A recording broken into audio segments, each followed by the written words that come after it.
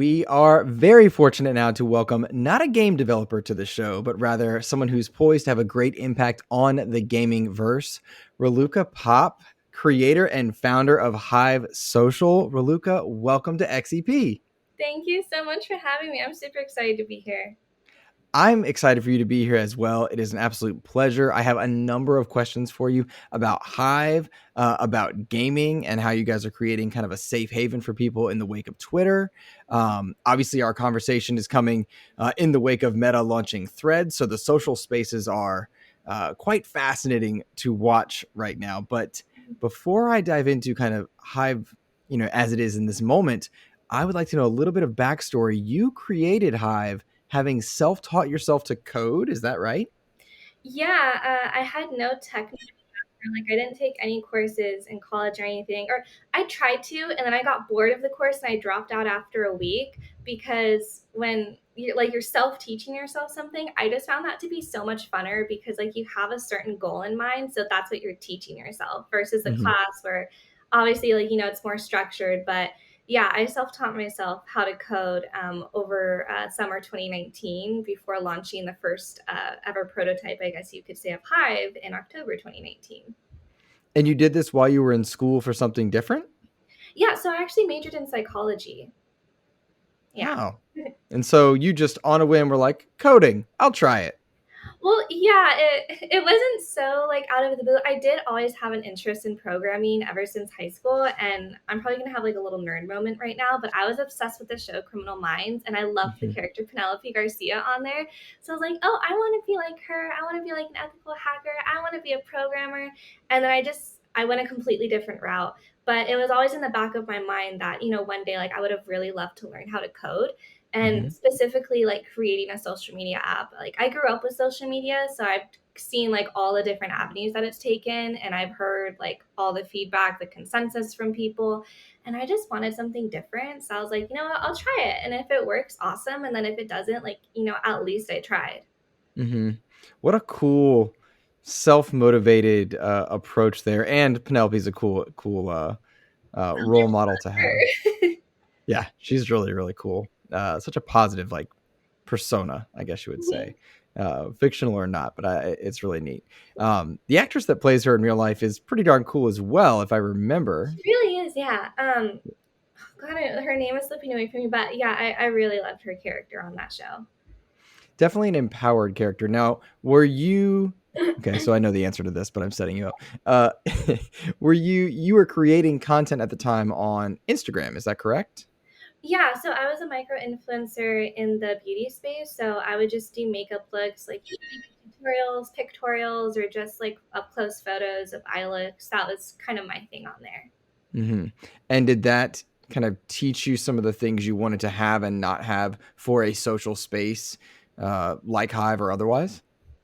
Yeah, so I think one thing with me is I'm very observant and I love to read like patterns and sequences. Ever since I was little, like it was like my little brain weird in that area. But I saw like everything that was happening in the social media space, and that did teach me what to do and what not to do.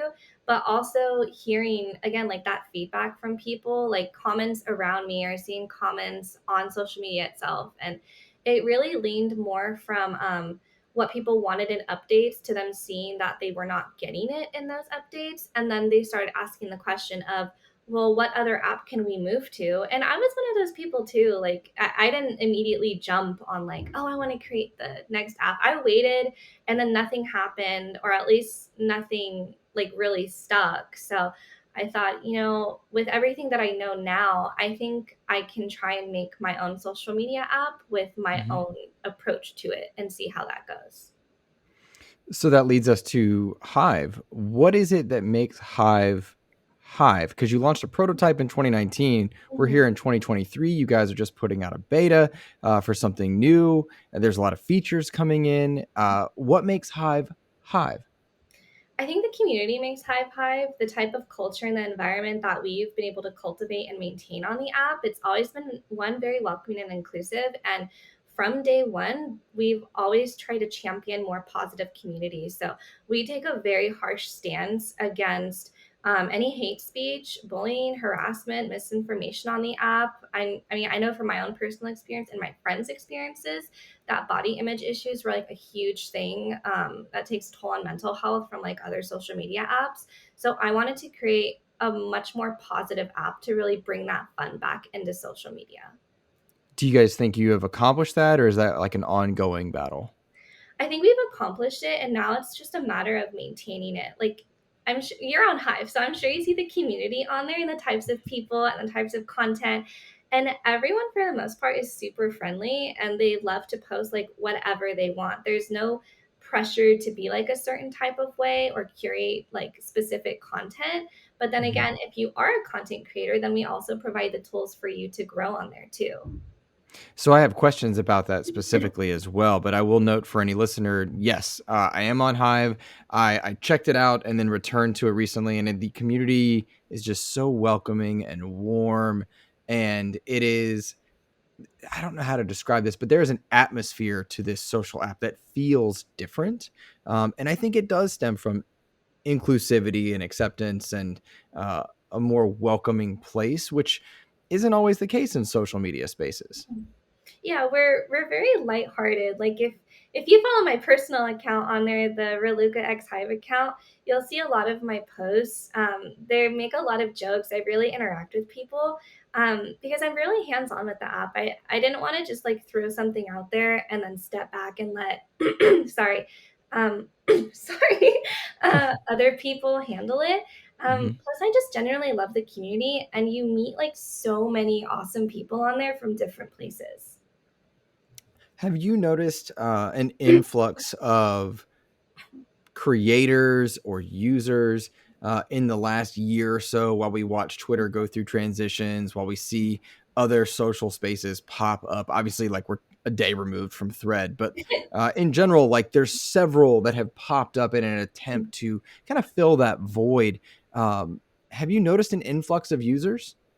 I have noticed an influx of users. I mean, so Hive has always grown like pretty steady month to month, and we've had a pretty good retention rate on our users. But I mean, obviously, this was created back in 2019, so Twitter was not even on my radar. Everything that happened with Twitter last year in 2022 was honestly just kind of like a stray like thing that happened, right? So all of the users that ended up really needing like an alternative, that market demand just drove them to us. And we've seen communities from Star Wars was like a huge one. Mhm. Shout out Star Wars. I like that series. The gaming community for sure.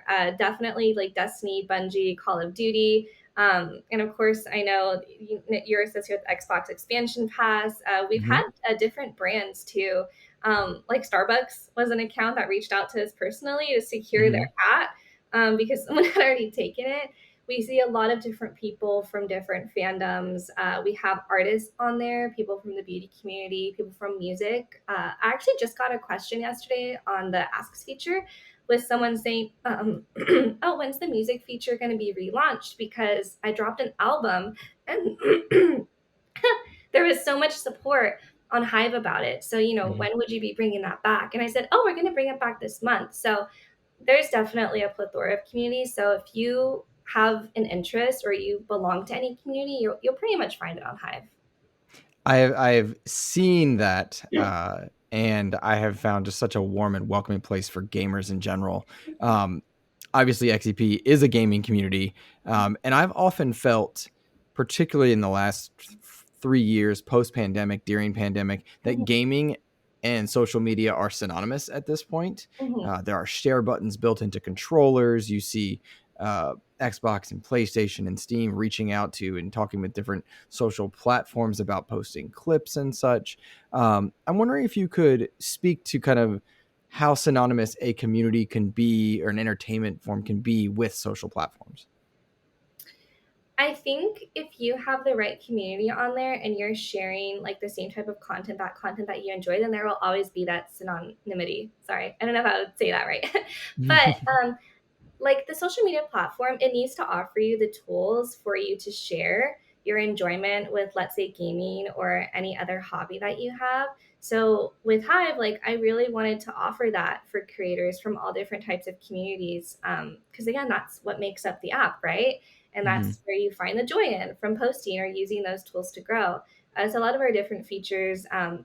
I know you can post video clips on there up to 3 minutes. I think depending on feedback from the gaming community, we'll see if we need to, like increase that because I know you guys have your video game clips. And then I know one thing we are going to do is live streams. So Oh our yeah, our users had actually called it Hive streams. They're really clever. involved with a lot of the features that we do. But I think that the gaming community and others can really utilize that because again, you guys stream your clips and in the games that you play. I never quite got into that, but I know it's an important tool for you guys. Hmm. And then also just the organic reach that you have on the platforms, right? So I think something that sets apart Hive from any other app is not just its features or the community, but the fact that you have really great content visibility. Because if you're a content creator and you keep posting and you're not seeing that engagement, then it does get really discouraging. You're like, well, now it's not that fun for me. I feel like I need to do this outrageous content for anyone to see my post, possibly.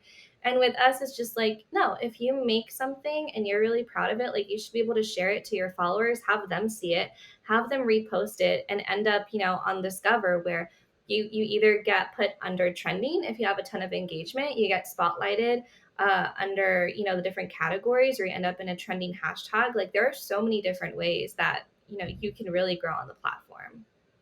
So I have a lot of questions about content creation because that was built, or Twitter was a wonderful avenue for that at one point. And as we, as content creators, kind of migrate to new places, it's difficult to buried algorithms, ads, a ton of Mhm. reasons, some logical, some not. Um, Hive has the Discover feature now. Mhm. Um, and it seems to me like you guys are trying to create a very welcoming space, not just for users, but for content creators as well. Mhm. Would you talk to me a little bit about the Discover feature and the Ask feature also? Because I think both are really cool. Yeah, so I'll touch on the ask feature first, then I'll jump into discover. So the ask feature, you can number one toggle it on or off. Like you don't have to have it on your profile if you don't want to be asked questions. But we thought that would be a really like fun way for content creators to connect with their followers, right? Because then your followers get to ask you questions about yourself, what you do on a day-to-day basis, your content creation on that end, like if you have anything planned, and it just creates a much more personal experience. And then you get to respond on there too with like your own memes or your gifs. So that feature has gotten a lot of positive feedback. Hmm. Within the ask feature though, that you can toggle on and off as well the anonymous questions. So if you are experiencing anon hate for whatever reason, you can turn that off and then people can ask you questions anonymously. It will show their profile.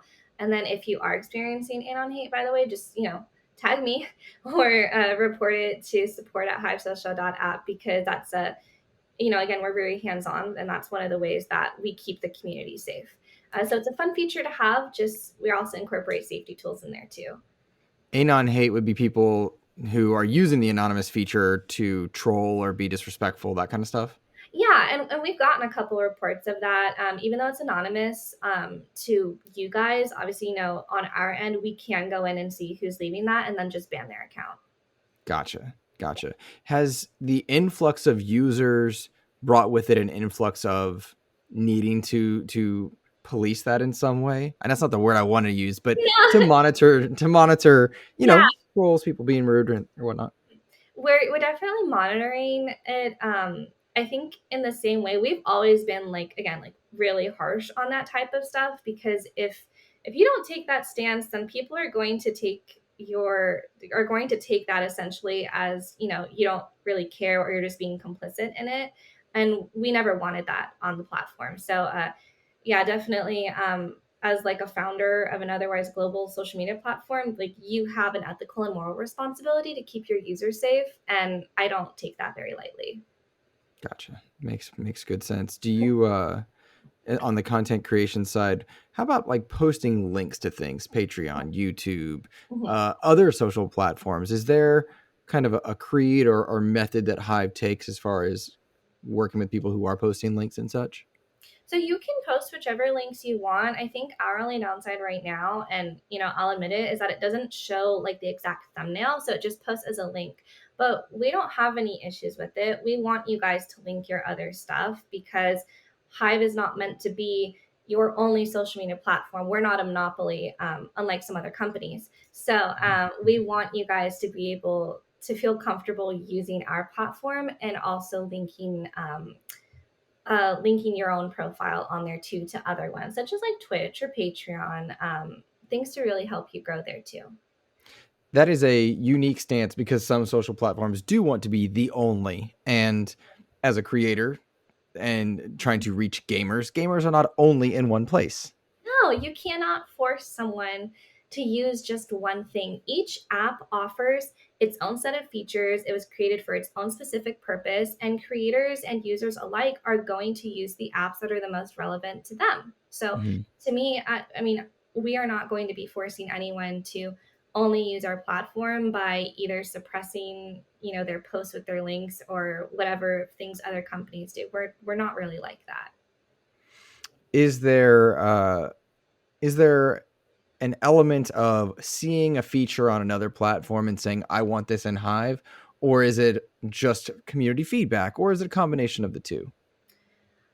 I want to say it's leaning more towards community feedback. I will say our music feature was inspired from the old days in MySpace when you can have your profile songs and even the customization on there. Like, I think you guys, like, I was too young to really like use that platform. My earliest like social media would have been like Facebook when I was in middle school before like that kind of died out in high school. Middle school? Yeah, Oh, that's right. I remember my research. You are much younger than me. Oh, no. but my brothers, they use MySpace, and I vaguely remember. And correct me if I'm wrong. You guys were able to customize it, right? You could go into like the little code and like write your own lines and make it. You can have your own background. You can have your own colors, right? I believe so. Yeah. It's Okay, been yeah. a while. So our music feature is definitely inspired from that. And also some of the customization. It was again just like to bring the fun back into social media. We're really lighthearted and everything else just kind of seems like doom and gloom. And we didn't want to be that way. Makes good sense. Um, we mentioned Patreon and Twitch, Mhm, uh, YouTube, of course, and whatnot. Those are all places that have seen changes due to monetization, and mhm, that has to be a reality of any platform where you need servers, where you're talking to and working with other places or whatnot. And I'm curious what complications monetization brings if Hive is anticipating mhm. doing doing that at some point, ad running and such, um, because size brings complications. Right. So Hive was actually monetized before. Before we had taken the app down to do some improvements on it, we were monetized with Google Ads. And we are bringing that back to this month as well. I mean, it's a source Mhm. of revenue, but one of the things that we've incorporated into it is that community feedback that I was talking about, Mhm. where when we initially launched it, I was honestly really nervous because I know my own reaction to seeing like a plethora of ads in a social media app or just anywhere really. It's claustrophobic, it's overwhelming, it's not fun to scroll through. You want to see the Mhm. post, right? So I was really nervous for people's feedback. But they it was positive, surprisingly. Like there's a way to incorporate ads without having it be so suffocating. And I think Mhm. our approach to it was our ads are designed to blend in with the posts, so it's very minimally invasive. Like it's not jarring when you see an ad. Like you can recognize that it's an ad, if it's like a McDonald's burger randomly in your feed, Mhm. but it's not going to be like every two or three posts. Our ads replace one every several posts. And I know Mhm. that's such a weird number. I don't know why, like, it just like popped in my head. One out of every several would seem good because you get to scroll for a bit, you see the content, and then you see an ad that just looks like a post and you can scroll past it, or like if it's intriguing enough, you can obviously click on it. Mhm. Other monetization is actually our music feature. So The first song slot is free, and then the second, third, and fourth do cost money. The second one is 99 cents, and then the third and the fourth is $1.99 each. And we did that mainly just for the storage like purposes. It's a feature. It's a way for us to monetize without having to move more into ads. Like if we can diversify our revenue models, then we don't Hmm. need to feed a bunch of ads to you guys. So that's another reason why we decided to monetize the music feature. And it is important to note though, you're not paying for the song. You just connect your Apple Music account and hopefully Spotify if you know we can successfully integrate with them, and then Hmm. that gives you access to like your music library, right? Because it's connected to your account. You Hmm. choose whatever song you want, and then that's it. You're just paying for the song slot. You're not paying for the songs. That's interesting. Very cool. Very cool. Earlier in the interview, you talked about certain brands like Starbucks reaching out and whatnot. And I'm curious if you guys have connected with some of the major players in gaming. Like, have you guys talked to Xbox or to PlayStation, or vice versa? Is there a connection there, or is that something that you want to happen or not want to happen as you guys kind of find your path? Yeah. So we do have a connection, I think, with Xbox. We saw more people reaching out from there, and you know them adding me on LinkedIn or DMing on Twitter, both for their accounts but also for Hive as well. PlayStation not as much, but it's funny, I do go between both consoles, so it'd be really cool to work with like PlayStation 2. I Hmm. would also love to work with Nintendo. They have not reached out, but that was such a big part of my childhood, so Hmm. it would be, you know, an honor to work with them too. uh, that's kind of where we are right now. I know what you said. Aaron was speaking to you a little bit about me. So, like, that's one of our connections as well from Xbox. He really liked the platform. He had actually posted about it. I didn't make him. He just posted about Hive, and he said it was a really interesting story. So I actually Yeah, verified. that's what I saw when I saw Aaron's. That's what I saw Yeah. was So him. okay. So that's well, then that connection would be separate then. Okay, so I did speak with Aaron too, though, on my own about the app, and I let him know, you know, we got the verification in, and he was, you know, really happy about that. He said, you know, thank you. So I ended up verifying him, and then I do have other executives that again had added me on LinkedIn, and Hmm. there's some conversations going on, but you know, we'll just see where they lead.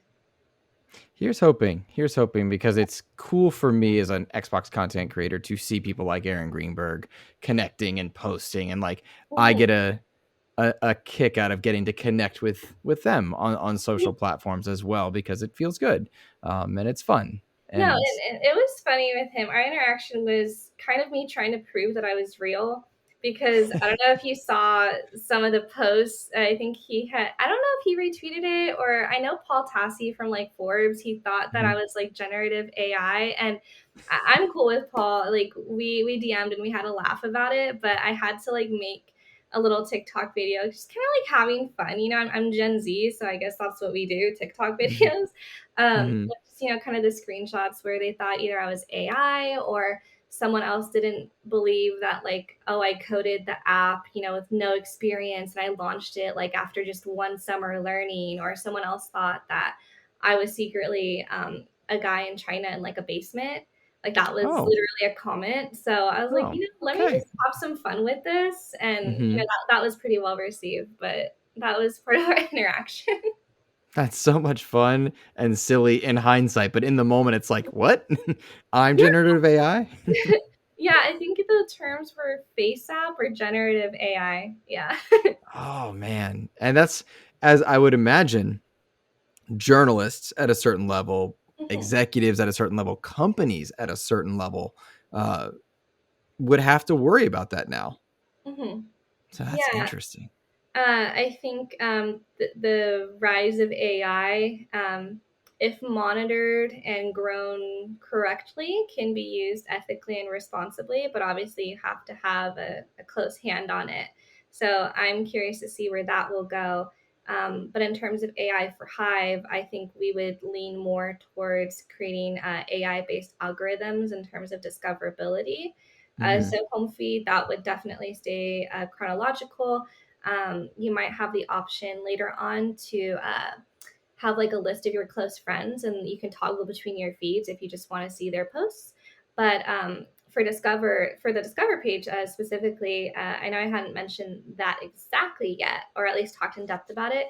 Using like an AI based algorithm to boost your content discoverability, like that's my goal for you guys. Like I don't if AI would not present any type of benefit, for the content discoverability on Hive, then I wouldn't be using it. But Mhm. I think we can use that to benefit you guys again if done correctly, and also to do its own content moderation. So like we have Hive safety moderators, but if Mhm. we can have our own AI that monitors the posts too, and can either flag them or take them down, or report the accounts, then I think that would be very useful for us and kind of offload some of that work. Uh, Two questions pop up from that one. One, do language barriers pose a problem there? Some words, obviously, uh, I'm thinking about color because we often deal with that in schools, right? Like as we bring in Spanish speakers. Mhm. Um, but like some words would be flagged in English that wouldn't be flagged in Portuguese. Right, and Uh, I think that's where you have to create those micro levels in the AI, right? When you're mhm, training it to not flag those. So mhm, it would not be something built in like a month. This would be something that we would need to work on and thoroughly test before launching. And then, of course, um, as perfect as we try to make it be, maybe there are some issues with it, but then that's where that community feedback comes in. And then mhm. if it just does not work at all, then I don't mind scrapping it, because why would I use something that's not benefiting my users? Oh, gotcha. Does that logic also apply to dealing with like spam? That's something I've noticed in one of my social platforms. Mhm. Is just an incredible amount of bots soliciting any number of things, and it consistently baffles me. I'm like, why me? Like, what are you talking about? Um, how does Hive approach that kind of stuff? So I think currently our pipe safety moderator, sorry, we monitor that on our own, and then that AI would also be conditioned to flag spam too. Interesting. Very cool. Well, I want to loop back a bit more Mhm. to gaming, but I want to make sure I give due diligence to the Discover page because it's a cool Yes. feature. It's a cool thing. Is there anything on the Discover side that you haven't talked about that you would like to spotlight again? Yeah. So I Please think do. I do have like the beta on here. So Fancy. some of the new stuff that we have at the top, I don't know if you guys can see it. You have like your little compass here. This is like your main Discover page. And then this Hmm. little icon here is your hashtags. So Hmm. when you tap on that, you actually do get your trending hashtags for the day. And then when you tap into that, I'll just go into hashtag like moots or something. Hmm. Um, you get brought here. So there's like those three little icons similar to like your profile page, if that looks familiar. So Hmm. you do have still like the center grid with all the photos. This tab here, I believe, actually right here, that'll have like your photos, videos, and your text. And then Hmm. this icon on the very far, at least my left, those are going to be your text posts with that hashtag. So these are two new screens that we incorporated into Discover, again, for that content discoverability. Because you have like your trending, right? And then you have all your categories, and you even have like a for you section. So if you remember, like when you guys were signing up, we asked you to choose out, I think, like a minimum of 5 interests from like a list Hmm. that we provided. So we've taken that list and incorporated it into our algorithm to feed you that same type of content, and that's what you're going to see in your for you section. And then Hmm. as you like scroll down, um, I'm just gonna pull this back up. Sorry, I don't mean to be like jinky with this, but like you have all your communities. So let me see. After your for you, you have like your new section right Hmm. here. Those are where like the new posts are, and we still do filter those, because one thing that we had before is when we were experiencing a couple of trolls, like they would make an account, right? And then just post a bunch of new content because they knew it would be fed into there, but it would all be spam, or it would just Hmm. be like really bad stuff. So we do have certain parameters in place now for new content to even be shown there. But then once you scroll past there, like you see all the categories here too. These are going to be Hmm. also easy access because these are the ones that you favorite. And so you can Hmm. actually I have gaming. I think this one's gaming down Hmm. here. Um, and then I don't have the saved hashtags, but saved hashtags is also something you can do on Discover. Hmm. So if you have a specific like gaming hashtag that you're following, but obviously like it's not its own standalone category, you can just save that and then it gets fed into your Discover feed too. Can you make a recommendation to content creators that are trying to get discovered? Mhm. Obviously, like I have a that's partly a selfish question, but in general, as you guys create a space, like Mhm. if I want to be discovered for those interested in Xbox or gaming content, what are the right steps to take? Definitely hashtag it. So we do not, punish people for using like a ton of hashtags. Hashtag it with the relevant hashtags. It gets fed into those categories. If you have a lot of engagement on it, our engagement is factored in between not just likes, but also comments and reposts. Hmm. So that will get you onto trending. The hashtags will feed you into categories and not just categories, but also the specific hashtag itself. So then your Hmm. content is essentially being shown in 3 places with added reposts, then it'll be 4 because when you're reposted, you get reposted onto other people's timelines, right? So if I repost your content, I Hmm. I have almost 2,000 followers, so your content will automatically be shared with them. So those are 4 ways that you can grow on Hive. Gotcha. Okay, that's good. Good to know, and good for people that are arriving and checking out Hive in the wake of Twitter or anything else, as they just want to find a place. And I would encourage any listener or viewer on YouTube, give Hive a shot. I'm finding a lot of joy in it. It's a very welcoming place, which is really cool. Well, I'm Um, glad that you like Hive. Thank you. yeah, absolutely. Um, Totally not related to Hive. You said in one of our emails that you enjoy gaming Mortal Kombat and Destiny. Is that right? Yes, I do. I love Destiny. I'm a die-hard Awoken Warlock. I do not care about people's opinions about Warlocks being overpowering or whatever. Hmm. And then I do like Mortal Kombat too. I really like their complete edition, the Mortal Kombat 10, I believe. Yeah. Hmm. That's cool. Okay, very cool. I dig that because uh, Destiny. My co-host loves Destiny. The head of Xbox, Phil Spencer, loves Destiny. So Destiny shows up in my feed more often than I expect it to No, sometimes. we actually, so in addition to like those communities that I listed earlier, the Destiny community had jumped on the Hive too. Okay. So, you might not be flooded with, just Destiny posts from me, but maybe, other people just saying, I don't want to take Okay. all the blame. That's cool. All right. So I dig that. And Mortal Kombat community with Mortal Kombat 1 coming out. Check out Raluca, go to Oh, Hive, see yes. what's up. I really loved using either Baraka or Katana. So. Okay. See, I was so generic. Scorpion and Sub-Zero were my jam. I mean, Katana's kind of pretty generic too. I really like her combinations more than her speed, though. I feel like she's still a little slow, and then Baraka is just insanely fast, so I love using him. That's cool. Now, do you get to play other stuff? Like do you play regularly or is it a time issue? Um, I want to say like both. Like I used to play a lot more regularly than right now, Mhm. and I think I mentioned in my email too. Like I was very busy moving, Mhm. so I don't have like my Xbox set up yet. Mhm. So once that is though, I do want to get back into playing my Destiny and Mortal Kombat because it's really fun. Like it's a very fun way to decompress from Mhm. everything else going on.